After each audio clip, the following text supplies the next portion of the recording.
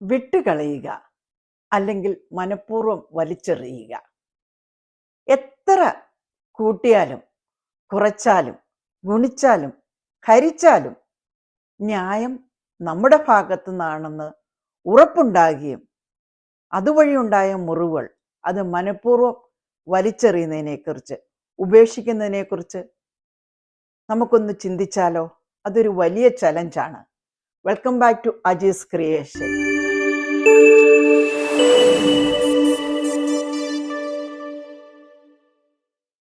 ഇതിനായി ആദ്യം ഞാൻ നിങ്ങളോട് ഒരു കഥ പറയാം. എൻ്റെ കഥയൊന്നുമല്ല, ഫാദർ ബോബി ജോസ് കട്ടിക്കാട്ടിൻ്റെ ഒരു നല്ല ഒരു കഥയാണ്. 2 സന്യാസിമാർ, അവർ യാത്രയിലാണ്. ഒരാൾ വൃദ്ധൻ, ഒരാൾ യുവാവ്. ഒരു പുഴ കടക്കേണ്ടതുണ്ട്. പുഴയുടെ വക്കത്ത് ഒഴുക്കിനെ ഭയന്ന് ഒരു പെൺകുട്ടി നിപ്പുണ്ട്. യുവാവായ സന്യാസി പെൺകുട്ടിയെ തോളിലേറ്റി പുഴ കടത്തി. അവർ യാത്ര തുടർന്നു. കുറെ കഴിഞ്ഞപ്പോൾ വൃദ്ധനായ സന്യാസി പറഞ്ഞു, ശരിയായില്ല, ഒട്ടും ശരിയായില്ല, പെൺകുട്ടിയെ തോളിലേറ്റിയത് ശരിയായില്ല. യുവാവ് വൃദ്ധനായ സന്യാസിയുടെ മുഖത്തോട്ട് ഒരു നിമിഷം നോക്കിയിട്ട് ചിരിച്ചുകൊണ്ട് പറഞ്ഞു, ഞാൻ അവളെ പുഴവക്കൽ തന്നെ ഉപേക്ഷിച്ചു. അങ്ങ് ഇപ്പോഴും അവളെ കൊണ്ടു നടക്കുവാണോ? എന്നതുപോലെ ആ വൃദ്ധസന്യാസിയെ പോലെ നമ്മളും നമ്മുടെ മുറിവുകൾ, നമ്മുടെ വേദനകൾ കൊണ്ടു നടക്കുകയാണോ? ആണെങ്കിൽ അത് വിട്ടുകളയണ്ടേ? എന്തിനായിട്ടാണ് നമ്മളത് വിട്ടുകളയുന്നത്? നമ്മുടെ തന്നെ നന്മയ്ക്കായിട്ട്. ഇങ്ങനെയുള്ള വേദനകൾ, മുറിവുകൾ നമ്മളുടെ ഉള്ളിൽ ഉള്ളെടുത്തോടത്തോളം കാലം നമ്മൾക്ക് ഹൈപ്പർ ടെൻഷൻ അല്ലെങ്കിൽ high blood pressure, sadness, depression, ദേഷ്യം, ഇങ്ങനെയുള്ള എല്ലാ വികാരങ്ങളും നമ്മളെ കീഴടക്കും. ഇത് വിട്ടുകളയാൻ എന്തൊക്കെ മാർഗമുണ്ടെന്ന് ഇനി നമുക്കൊന്ന് നോക്കാം. ഒന്നാമതായി നമ്മൾ ചിന്തിക്കുക, നമ്മളും പലപ്പോഴും അറിയാതെ ഇങ്ങനത്തെ പ്രവൃത്തികൾ ചെയ്തിട്ടുണ്ട്. അത് പലരെയും ഹർട്ടായിട്ടുണ്ട്. അതുകൊണ്ട് അത് സാധാരണ ഹ്യൂമൻ ഉണ്ടാകുന്ന മിസ്റ്റേക്കാണെന്ന് അക്സെപ്റ്റ് ചെയ്ത് അത്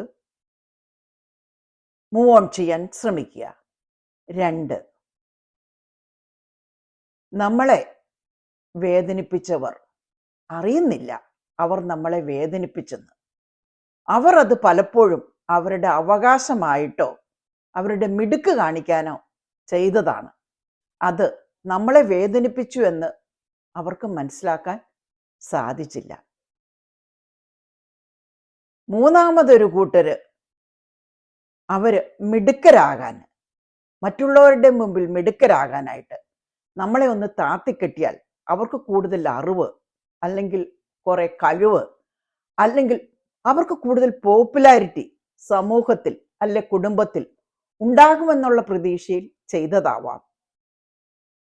ഇങ്ങനെയുള്ളവരുടെ പ്രവൃത്തികൾ അവർക്കുണ്ടായ ചെറിയ ചെറിയ സന്തോഷം അല്ലെ വലിയ വലിയ സന്തോഷത്തിന് നമ്മൾ ഒരു ഹേതുവായല്ലോ എന്ന് ചിന്തിക്കാൻ മാത്ര വിശാല മനസ്കത ഉണ്ടെങ്കിൽ അങ്ങനെ ചിന്തിക്കുക, അല്ലെങ്കിൽ മനഃപൂർവ്വം വിട്ടുകളയുക.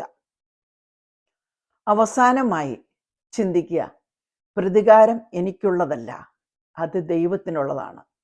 സയൻസ് ആണെങ്കിലും ന്യൂട്ടൺസിന്റെ നിയമം അനുസരിച്ചും every action there is equal and opposite reaction. So അവരുടെ പ്രവൃത്തികൾക്ക് അവർക്ക് പ്രതിഫലം കിട്ടിയിരിക്കും. സോ ഞാൻ പ്രതികാരം ചെയ്യേണ്ടതില്ല, അതോർത്ത് ഞാൻ വറി ചെയ്യേണ്ടതായിട്ടുമില്ല. പിന്നെ ഒരു ചെറിയ ഒരു സജഷൻ എനിക്കുള്ളത്, നമ്മളെ ഹർട്ട് ചെയ്തവർ, നമ്മളെ വേദനിപ്പിച്ചവർ, അവരറിയുന്നില്ല നമ്മളുടെ ഉറക്കം കൂടിയാണ് അവർ കവർന്നെടുത്തത് എന്ന്. വീണ്ടും വീണ്ടും ഉറക്കം കളയാനായിട്ട്, ഹർട്ടാകാനായിട്ട് അവരുടെ അടുത്തേക്ക് ഇടിച്ചു കയറി ചെല്ലാതിരിക്കുക. അകന്നു മാറി നിന്ന് അവർക്ക് നന്മ വരാൻ ആഗ്രഹിക്കുക, പ്രാർത്ഥിക്കുക. അപ്പോൾ ഹോളിഡേയ്സിൽ നമുക്കും അവർക്കും നന്മ വരട്ടെ. നമ്മുടെ ഹൃദയങ്ങൾ കൂടുതൽ സ്വസ്ഥവും സമാധാനപരവും ആയ ഒരു മനസ്സായി മാറട്ടെ. Thank you for watching. Happy new year to everyone.